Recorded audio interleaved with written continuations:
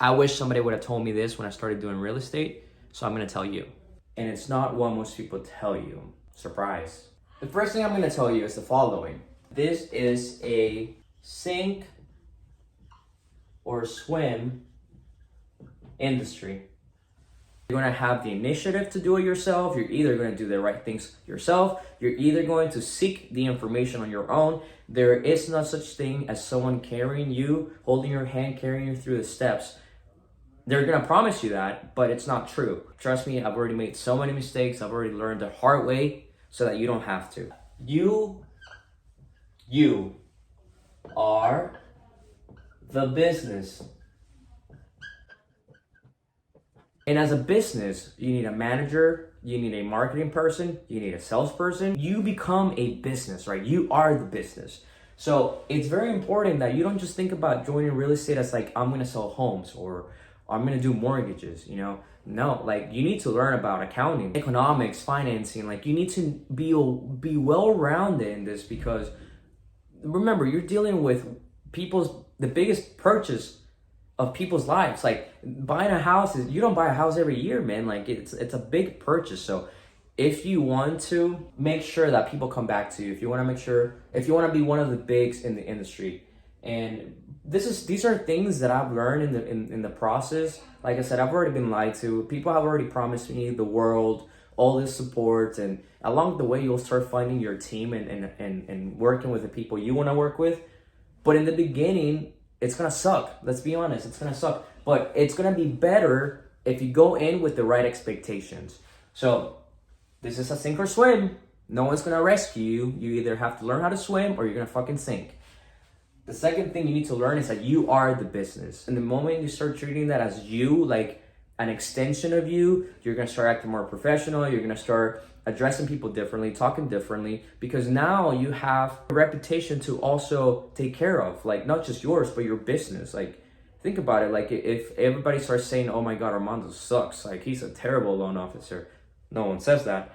But if they started saying that, then I wouldn't get any business. I would get maybe 1 or 2 loans every 6 months. So remember, you are the business and you need to learn accounting and all these things so you can talk to smarter people, you can talk to better people so that you can sell higher priced homes.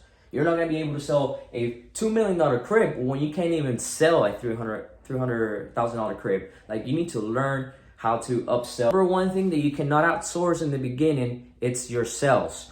Like you need to learn sales. Because at the end of the day, if I don't close, I don't get paid. Simple as that. And most realtors don't understand that. Like they think that just by going to trainings and doing all these things. No, it's important that you do trainings, but it's also important that you learn how to freaking sell, man. Like you need to learn how to close. Go learn how to sell. Go on YouTube. Everything's on YouTube nowadays, guys. If you tell me, oh, I don't know how to do that, or I don't know how to find the information, can you help me out with this? I'm going to ask you, have you looked for it? Have you looked for the information? Because it's there. Remember, this is a sink or swim environment and that you are the business. So you need to invest in yourself so that your business grows. And your business can't grow if you don't have any kind of capital, if you don't have any kind of revenue, any kind of profit. So you need to learn how to freaking sell. These are the first 3 things that you need to have clear in your mind before you join real estate. You're going to be selling. You're going to have to learn how to build a business from scratch. And you're going to have to do it on your own, a lot of it. You know, a lot of this is just you trying it on your own. A lot of it is just you trying to just be there. Now, let's say you just got licensed and you're like, Armando, why are you making such a big deal? I'm just trying to be a realtor. I'm just trying to sell houses. No, that's what people don't understand. If this is a job that you want to do part-time and you just want to you'll never be a top producer. And let me tell you something, like the top producers in real estate, they're making so much bank compared to your 9 to 5. Like it doesn't matter how high you go into the hierarchy of your retail job, or you become a GM and you're making $80,000-$90,000 a year. The top dogs, the top people in real estate are making millions of dollars. So you need to understand that you're going into a big industry, and in order for you to get to that level, if you want to achieve that level, which I'm hoping you do because you're here, you need to understand that it's a long journey. And you can't get to that journey. You can't be banking that much when you don't know even the basics of this. I'm not saying to go ahead and get an accounting degree or a fucking economics degree. I'm just saying to be aware of those things, like know how that works, the basics of it, the fundamentals of what, accounting or economics or financing is. Because as a salesperson, the more you know about your product, the more you know about the service you're given, the better you're going to be at closing people, right? Because you're going to be able to service people better. And really, if you think about it, the whole concept of the sell is when people pay you for a service or an object willingly. And in order for you to do that, in order for you to convince them to pay willingly, you have to show them the value of what you're selling them or the service that you're giving them. So if they don't see the service, if they don't see the value in the service or the object that you're giving them, they're not gonna willingly pay. They're not gonna tell you, hey, take my money. No, like, that meme that says like, hey, shut up and take my money. Like, that's how you want people to treat you, because you're showing them the value, so much value that they're willing to pay the price for it. It took me 6 months to close my first 2 deals. So just FYI, have money saved up. I'm not here to tell you how to live your life, but I'm here to help you become successful in real estate quicker, because I'm in it too, guys. And I wanna do a little disclaimer. Like, I'm not rich. I don't live in a condo on a penthouse with a freaking great view of the ocean. I don't. But I have been doing this for 3 years now. I've been selling for a decade. And let me tell you something. The amount of progress I've been able to do in the last 3 years, I've beat most of the people that I started with. Like, there's only a few people that are doing better than me than, compared to when we started.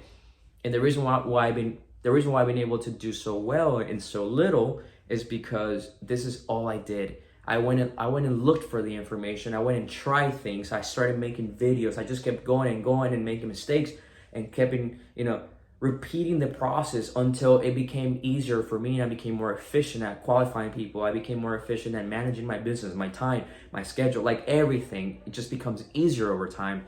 And I'm getting to the point where a lot of people are coming to me for questions, like for answers, right? Like they wanna make sure that what they're doing is right. And that's what gave me the motivation to start doing these videos, because I realized that I can help a lot of you guys. I'm not that much far ahead in the mortgage or real estate industry, but I do have a long, extensive journey of just sales knowledge and sales experience and managing experience too. So what I can tell you is that in real estate and mortgages, it's the same shit. Like, you just gotta learn how to sell, but the only difference is that no one's gonna be there to help you, really. Like, it's really rare that you find people like that. And you're also going to have to treat it like a business. So for example, before I worked at City Furniture, which is a furniture store here in South Florida, and people come to us, like people come and visit the store, and you have to close them when they come and visit you.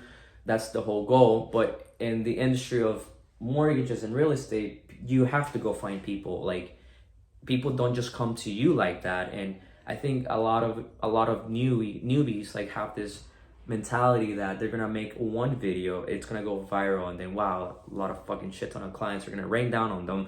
And that's not true. Like, your Instagram, your Facebook, your LinkedIn, all that shit matters. It is part of being, a business owner, but it isn't going to be your main source of leads. Like, you have to hit the streets, you have to hit events, you have to network a lot. So yeah, and one of the things that I always tell people that they don't understand completely is that you create your own schedule. No one's going to tell you how to do this shit. Kind of goes in with sink or swim. The best thing I can tell you, block schedule. This shit right here is magnificent, because I like to plan my days on Sunday. So on Sunday, I try to plan most of my week out. And when you block your schedule, okay, Mondays in the morning, 9 to 12, I'm going to be doing follow-ups, or I'm going to be doing administration work, like maybe applications, whatever.